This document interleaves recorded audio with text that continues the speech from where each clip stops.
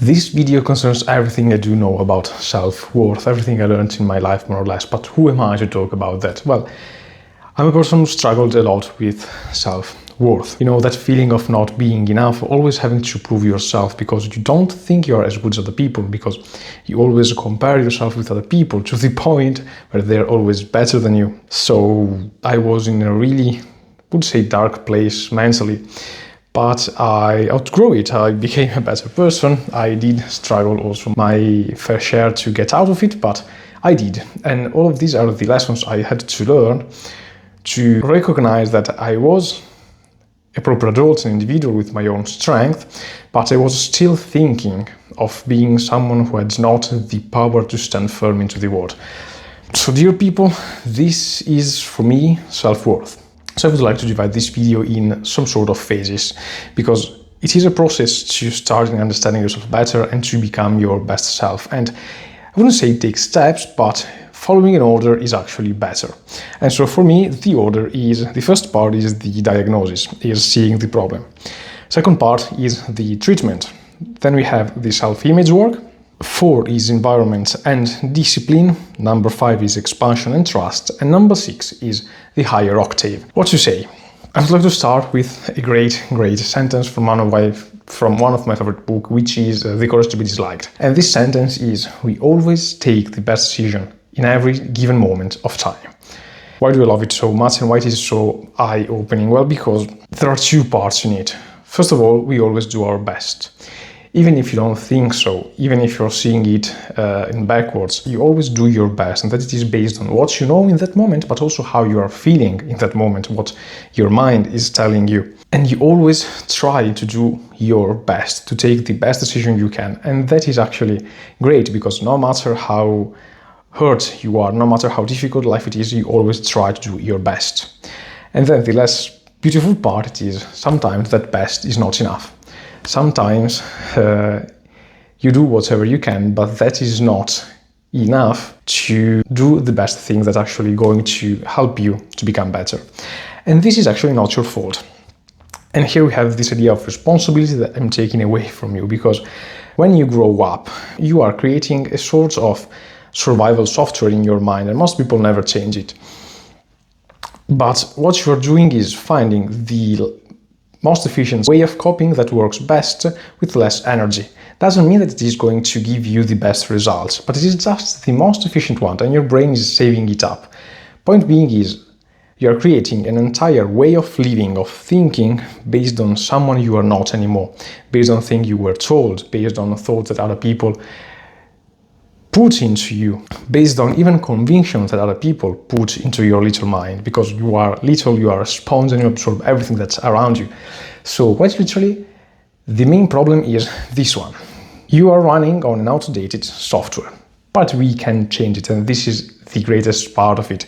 Our brain can change, can evolve, and we can actually influence how we are evolving it. But before starting to actually dive deeper on how to do that, I would like you to understand better this concept.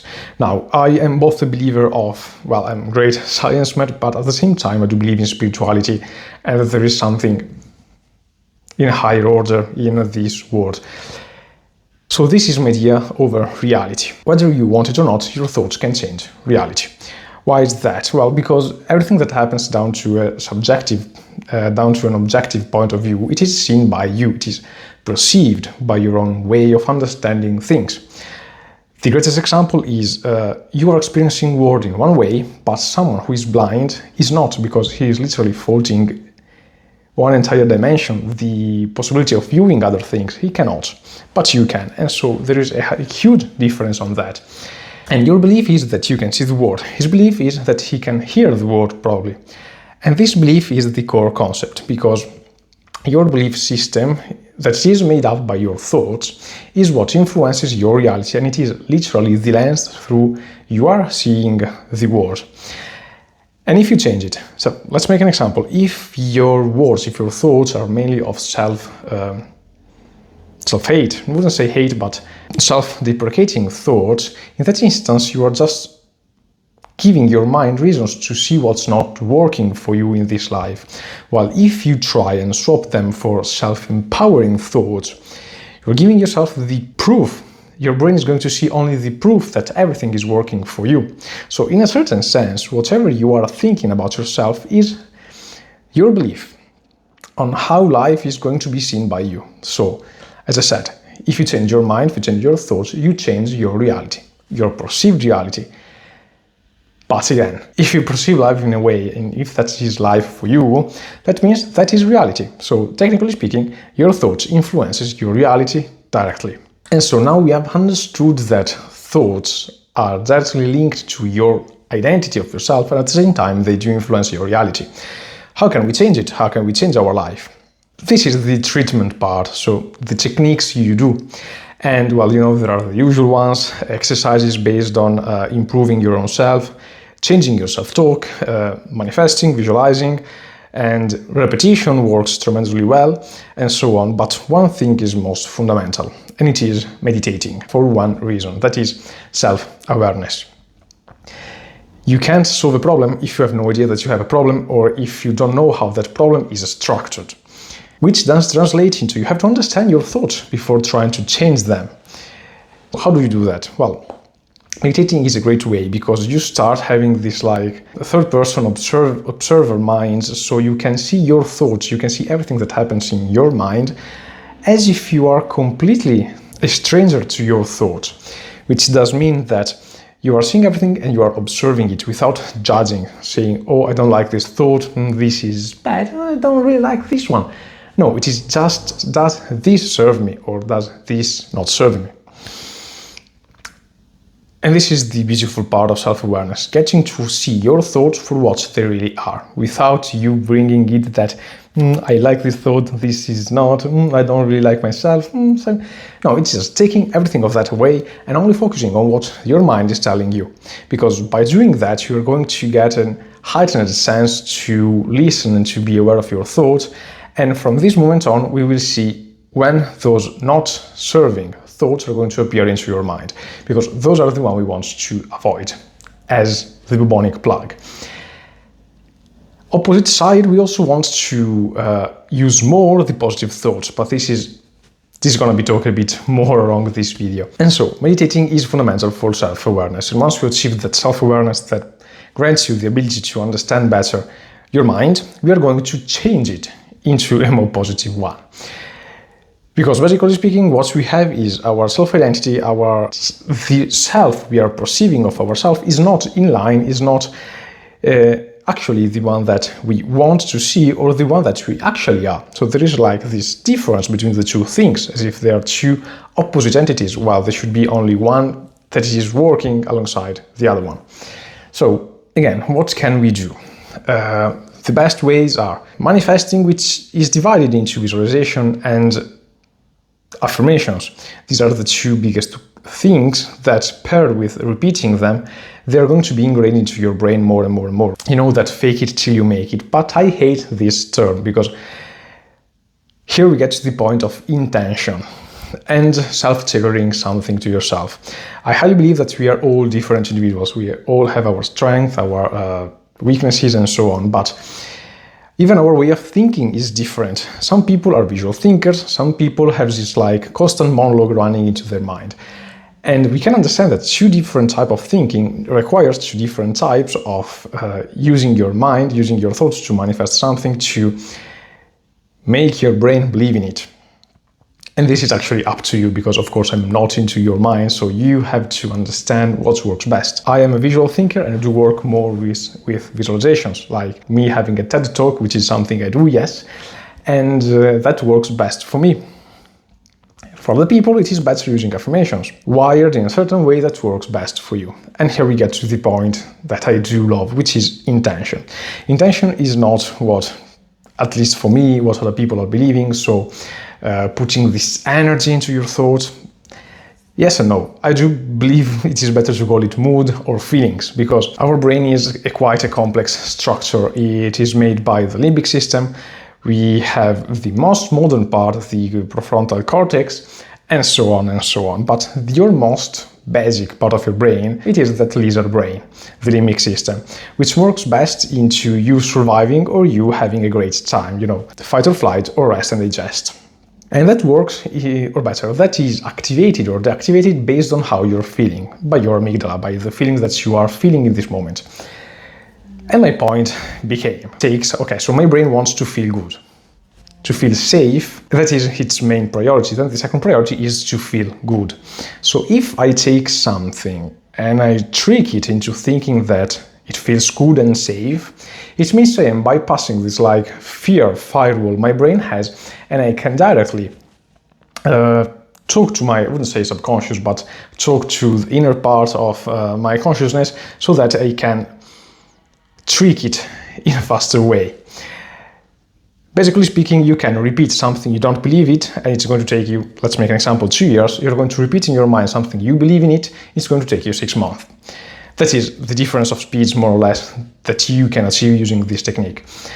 And how does it work? Well, I understood it by using affirmations. And I was writing down, I was repeating, writing, I am proactive, I am unstoppable. And my brain in that moment was like, nah, don't think so. You know, that frustration that it is like your third week writing them down, and every time you sit down writing, you get that feeling of that just doesn't feel right. This is not going to work. And that's what I was feeling at that moment. And so I said, okay, let's stop it because it is not working. Let's understand better the problem. I sat down, I wrote to myself, wait a moment, has something in my life ever happened when I felt actually unstoppable and proactive and so on? And yes, it was. It was during a couple of moments, and the biggest one was during a sort of entrepreneurial experiment I did in high school with a couple of friends, and that was so funny because, it was so funny and I was so unstoppable because I was putting in my best work. I was so focused, I was so loving that thing, I was so immersed in that everything else just disappeared, and I was literally laser focused on that thing. And here I got that switch, you know, the thought is, when I put in my best work, I am unstoppable and proactive. Just by adding a little clause in front of it, it became way more powerful. Why? Because, well, first of all, now I believed in that sentence because it made sense for me and it was true. I am unstoppable, I am proactive when I put in the best work. But at the same time, it became a sort of a reminder and a trigger, because whenever I was feeling down, I was feeling not good enough, I remember that sentence and it was something like, wait, I'm not feeling good. Why? Because I'm not putting in my best work. I'm just doing it because I have to. Let's say I put in 15 minutes of great work. Let's do it and let's see what happens. And every single time I did it, I unlocked in my mind this feeling of being unstoppable and this feeling of being proactive, which is actually impressive. And this is the meaning I give to intention. It is putting in a good feeling, a good sensation to something you want to achieve. And the same goes for visualizing. You want to create something into your mind that is challenging, difficult, but it is not something that is difficult and you say, no, I don't like it, that is so scary, I will never do that. Or, yes, but no, but actually I don't really love it. So yes, you can make a different magnitude of ideas you want to create, of vision boards or whatever. But what's important is that you create one easy for you to actually accomplish. Difficult, challenging, yes, but that you can accomplish. Again, as I said, for me, my technique of visualizing things is closing my eyes and thinking I have in front of me. Let's make the TED Talk example. I'm there giving this TED Talk to a lot of people who are all there to listen to me. I'm standing on this stage. I am, yes, a little frightened, a little excited, standing into this big red circle with all of those eyes looking at me. And I start talking. And they're actually immersed in what I'm trying to say. And I have this image into my mind of me speaking, of me giving this like small life lecture. And at the end of it, when it's time to end it, I imagine that that person, that me talking, is like a ghost, more or less. It is a bit translucent, it is a bit ethereal, and I decided to step into it. Literally, I imagine that me sitting down into this chair is looking at that person from behind, and slowly I am stepping into it till I find myself giving that TED talk in front of everybody. And I embody that version of myself, which is something that excites me because I wanted to give that TED talk, and I'm already feeling like that version of me. That's a version of me that has not the fear of public speaking, that has the knowledge that they are there to listen to me. And this is something I would love to do one day. And again, the idea is getting something that excites you in a positive sense, not something that scares you. If you have a huge fear of public speaking, it is not that best way for you, because your fear is going to stop you to fully achieve and embody that version of you. But if you get something that is easier, like giving a small lecture to a couple of friends, it becomes way easier to do. So try it and get something you can actually nail. So basically speaking, all that we have based on that manifestation, visualization things is get something you can do and then not fake it till you make it, because again, fake it has this lying sense, this negative connotation, but if you use faith it till you make it, have faith in yourself that you can do it and that you have the potential and also the latent ability to get there. But only if you use them, you can develop them. And you deserve to do it because you have an inherent way of expressing those things. So just try it and visualize as boldly as you want. And now it is time to talk about that self-image part of the talk. What is it? It is literally who you are and how do you perceive yourself. And I want to introduce it to you using my own personal relationship with that and with my gym journey. I love training, I love doing physical activity, but I always more or less loved doing that.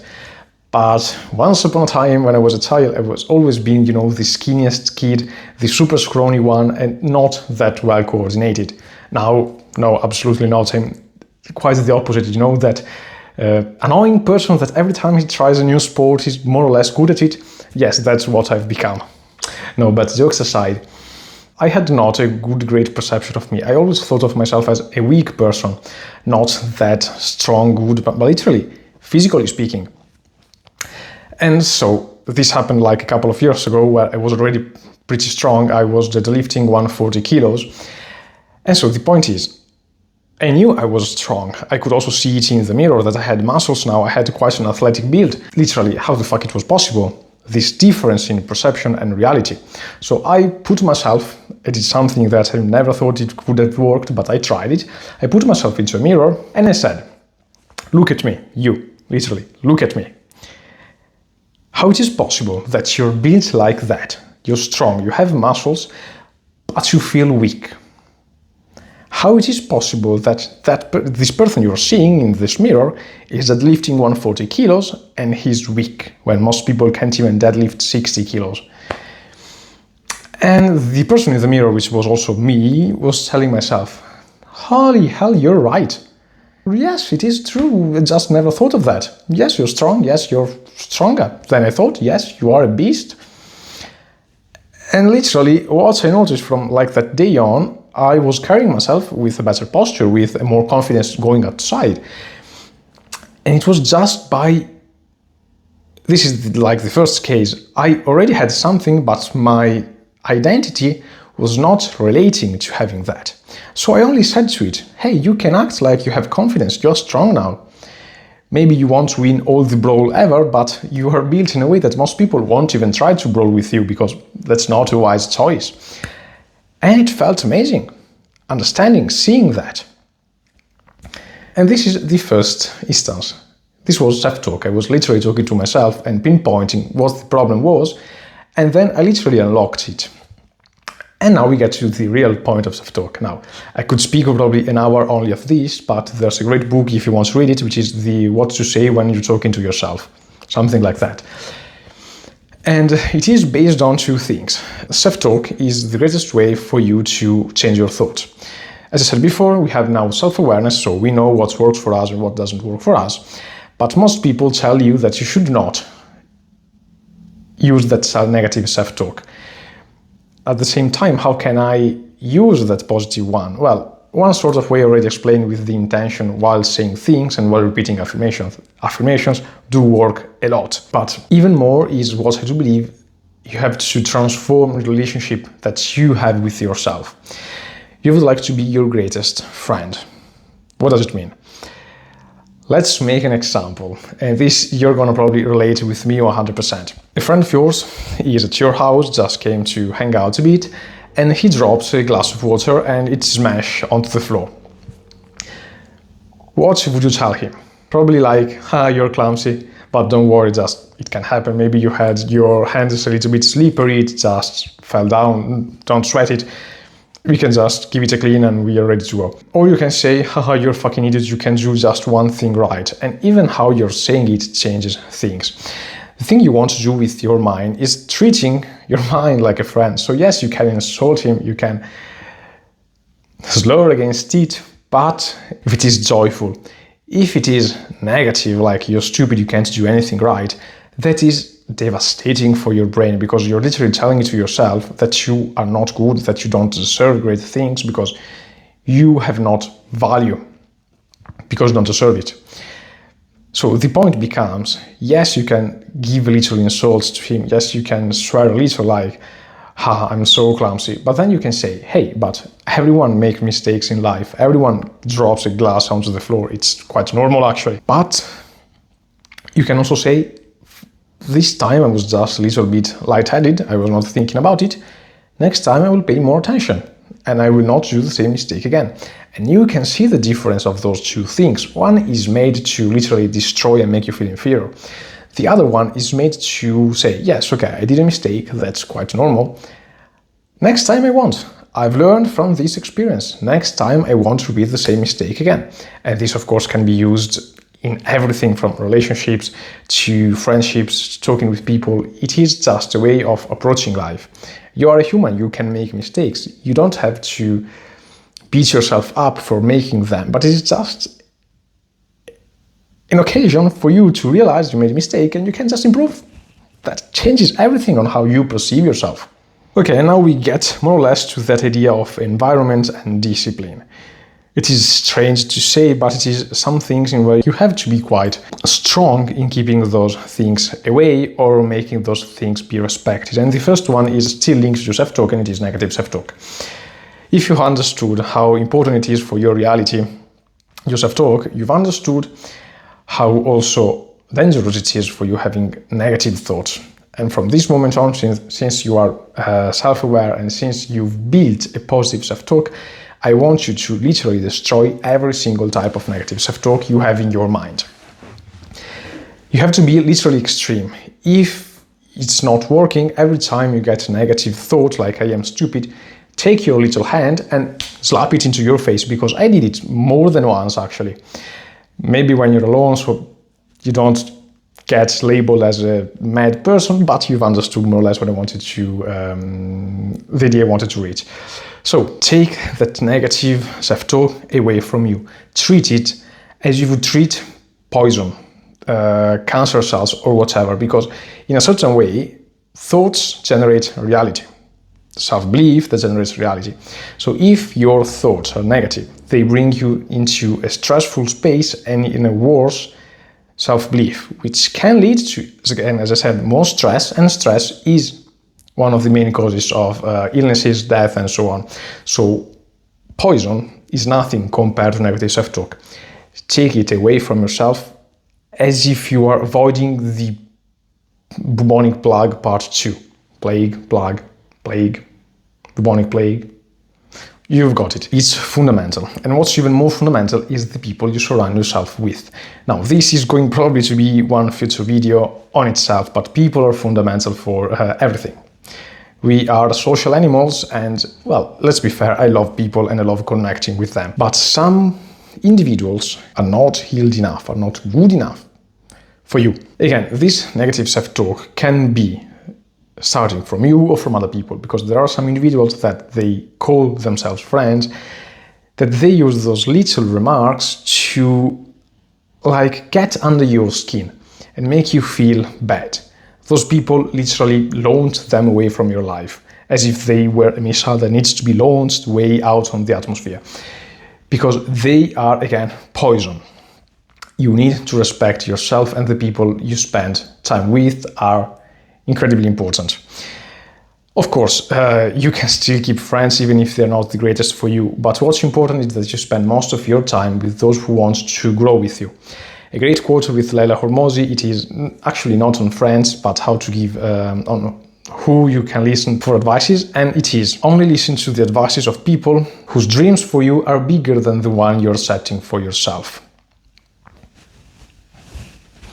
It is perfect, because you can listen advices from friends, but only those who believes in you, who believes you can do the things you're setting yourself to. Let's make also another type of talk. It is not a problem having also people you just want to have a good time with, go out one evening, one night to have some drinks and to enjoy it. It is perfectly normal, and I love those friends also, but again, try to spend more time with the people who want to see you grow, who want to grow with you and who you want to be like. Try to become your best version and spend time with those who respect you and wishes great things for you. And sometimes it is also difficult because maybe you know no person that's like that. And this is also my problem because, I'm this journey of trying to become a better individual, but I have not that many people who I relate to. And let's be fair, in Italy, self-development is not such a developed idea, a spread idea. So there are a few people, literally few people who actually can connect with me on this topic. And what can I do in this instance? Here I am giving you solutions. The first one is, well, of course, socials, podcasts, listen to great content and take out the rest.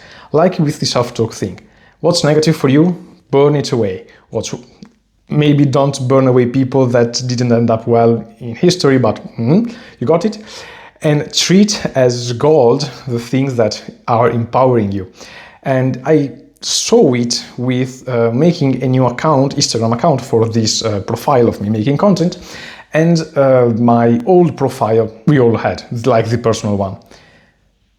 In that personal, the algorithm is literally cooked. I see one post and I enter into a sort of doom scrolling spiral that is never ending. But in this new account, I get so many good content of people wanting to be better, working out, doing what they say they are doing, inspiring me, that I can't literally stay more than 10 minutes scrolling it because I get the urge to do something. I am motivated. Even if I want to waste time, I can't because I get so motivated that I want to do something proactive for my life and my future. And it changes literally everything because you get into a state of mind that not just everything is possible, but that you can do it. And you have someone who's more or less rooting up for you. And it is priceless. So if you have no friends on that area, just use socials, use whatever, but spend most of your time listening to good sources of information. And something strange, but that still works, what I've seen is you will start, if you keep going on this journey, connecting with people that aligns with you. It is actually like magic, but you will get more and more people connecting with you the more you keep going into this path. So keep doing it. I still have not many of them, but they are coming and I do know it. And by the way, if you want to connect with me, because I would like to also create and establish a small community, feel free to introduce yourself in the comment area below here and put a like, subscribe, I don't know, but I want to get to know you also better. And now that we also care for people, we go to the next point of it, that is use your time wisely, because now you respect yourself, you've taken out the people who don't respect you, and you have more time free for you, because you're not connecting with those who are just wasting and sucking your energies, time, resources away. And now those time, resources, and so on can be invested for you. In the 5 AM Club, this great book, there are 4 areas that you should want to nurture yourself in, and they are health set, mindset, heart set, and soul set. Now, the mindset, we are literally working on it. The health set, give me a second. The soul set is going to be more or less at the end, and the first one was heart set, the feelings. So we are also working on the feelings of it. So this maybe is going to be another video because it's quite deeper, but if you have a better relationship with yourself, your feelings will improve most certainly. But your body and mind, your body and how fit you are and what you eat. Most people don't understand how fundamental it is. Now, a small example is a lack of vitamin D or magnesium can create small depression states. And if that is portrayed, if that continues over the time, can lead to big depressional moments, because, as I said, negative thoughts become more and more and more, and then you get real depression. That's how important it is. And the same goes with having a fit body. It is not, okay, you don't have to be an athlete, you don't have to train yourself like the Navy SEAL in the badass, like David Goggins and so on, but keep a healthy body. Work out, go walk outside, because the difference is that your body will feel so great that everything else also becomes greater, and you have one thing less to worry about. And the same with your diet. Eat everything, eat healthy things, and I won't keep going talking about it because it is still fundamental, and have a good, healthy lifestyle, please, because that changes.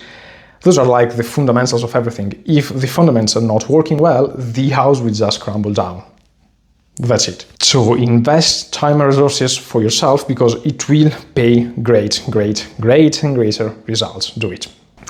Okay, so in my little plan, we have now expansion and trust. What does it mean? Well, we have self-expression, which is one of the best concepts ever, because depression is you acting a person like the person you are not. And I know about it. I've always lived like trying to be perfect because I wanted to be liked by other people, but I created a persona that was not me. So they were loving that person, but I was hating the person I was being because it was not me. And I was not depressed, at least I think, but I'm pretty sure that if I kept going on that way, I would have never not be happy, but I would have surely be depressed. That being said, self-expression is great. And why? Robert Greene, in his books, in a couple of ones, mentions this idea of having a life's task. I don't know what you believe in, but whether it is some genetical predisposition or whether it is something given by you, by your soul, everyone is here for a reason. Everyone is meant to, well, his final goal into this life is to actually do this life task as main thing in life. I do highly believe mine is here making content like this type, so I can not instruct, but I can tell more people how to live a better life, how to be more themselves, and how to achieve their best version of themselves. That's what I hope I will do, like being a coach and so on. I love it, and I do believe that this is my life task, so I'm trying to do something related to it. And it feels joyful because, again, acting like someone you're not, depression. Acting like the person you are, self-expressing yourself, ends up in the opposite of being depressed. So it feels amazing, yes, literally. But it is scary. It is incredibly scary putting yourself out there. It is incredibly scary making content or deciding that you want to be something different than what other people are wanting for you. Like, your parents want you to go to law school, but you want to become a surgeon. Now, what you have to understand is this life task is not casual, and it can be different.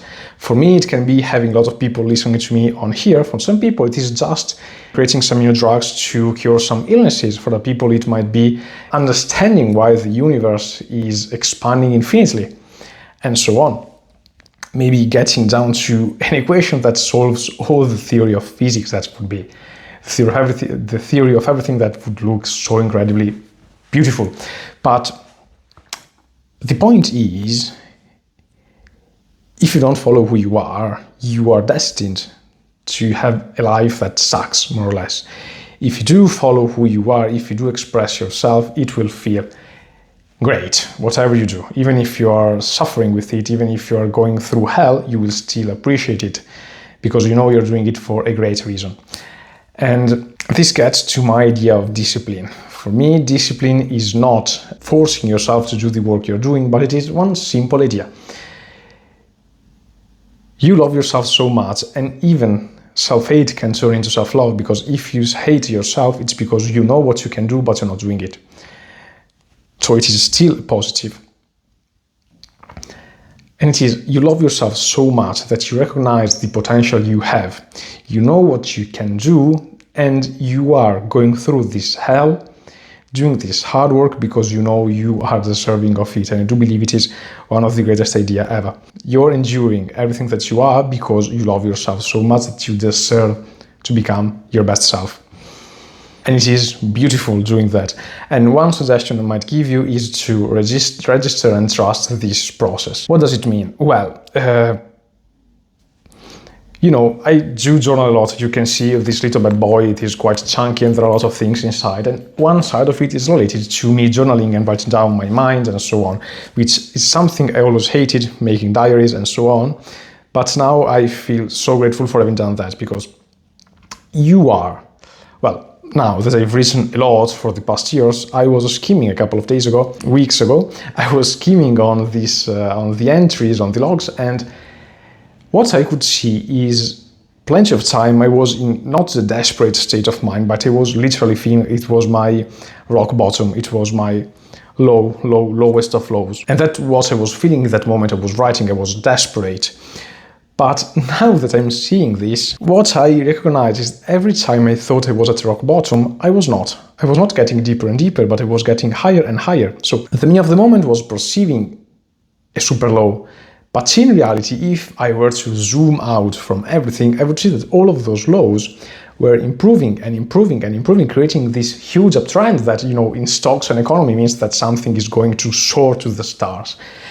And that is marvelous, because everything you did is bearing fruit, but only if you can zoom out and see a little bit everything from a further standpoint. And that is a great feeling, because everything you're doing is giving you results. Always giving you results. And be grateful for it. And this is my idea of gratefulness. I hate the idea of gratitude, actually, because most people say, oh, I'm grateful for being healthy. Oh, I'm grateful for this great day. No, that is not gratitude. That's just appreciating something. Being grateful comes from the deep inside of you. It means I'm grateful because after everything that happened to me, I'm still here, alive and kicking, and keep going towards my goals. Life sucks, but I'm still here fighting for it because it is so beautiful and it is worth it. And I love myself so much. I'm healthy, but I'm so healthy that, again, I can work for my goals. That's why I'm happy for, because I have also a reason to keep striving for my best. Gratefulness is something that has to be deep, not something surface level, but deep from inside of you. What's something that you can appreciate the beauty of? That is what grateful is about. And again, my idea of being grateful is appreciating the beauty in chaos. And this is the chaos of your growth and our growth. And it is literally beautiful, especially when I saw myself growing. Feels beautiful. And then we get to, we started with the higher octave. The first part was this beauty of chaos. And then we get to the last part of it, being of service to others. Because it is important, but I put it last. And at the end of things, because yes, it is great and I wanted to end up in a beautiful way, but at the same time, it is a byproduct of you becoming yourself. And it is called life task, and you're here for that reason, and it is not something selfish. But if I were to explain that, I would like to use the words of Enzo Ferrari. If you don't know who Enzo Ferrari is, really, seriously, the Ferrari, the car, Ferrari, he was the one who founded everything. He was the man himself. And so in this interview, he was asked, I don't remember what he was asked, but he answered back with, in my life, I've always been selfish.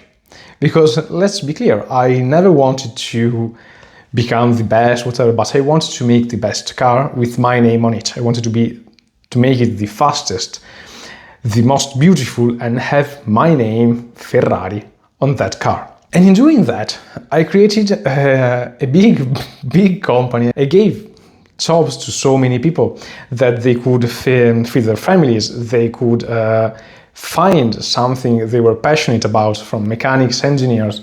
And at the same time, I do believe in a certain way that, Ferrari and the Formula One are two linked things. And you can't have one without the other one. So in a certain sense, Enzo Ferrari was partially responsible for the Formula One. And if there are children with the the joy, with the love for this motorsport, but also with the dreams of becoming the world champion of Formula One, it's partially also because of him, also because his selfishness of wanting to make the greatest and fastest car and have his name on it. And because he started with being so selfish, he, as a coach, created a reason to be happy and to dream for a lot of people. And I do think that that's the epitome of everything I've been talking till this moment. If you do improve your self-worth, if you do truly become who you're meant to be, you're going not just to change your personal life and to have a life you're joyful of, but at the same time, you are going to impact positively the life of every single individual in this planet, more or less, in some way. So that is a beautiful way of putting everything I've been saying till this moment. And so I would like to close this video with a sort of, not pledge to you, but I want you to fully believe in yourself. Because I was in a moment, I've been into a state when I did not believe in myself. Now I do know, because I believe in myself and I do believe in others, how much other people are loving you and want you to be your best.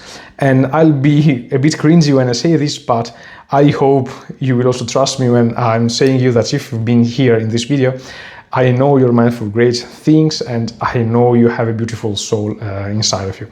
So keep going into this journey, because I do believe in you, and you're not just doing this for yourself, but you're doing it for all of us, because in a way you can make this world a better place, but we also need you to do the work and to put in that beautiful hard work to get you to the person you are meant to be. So I believe in you, keep going, because, well, this is the power of self-worth.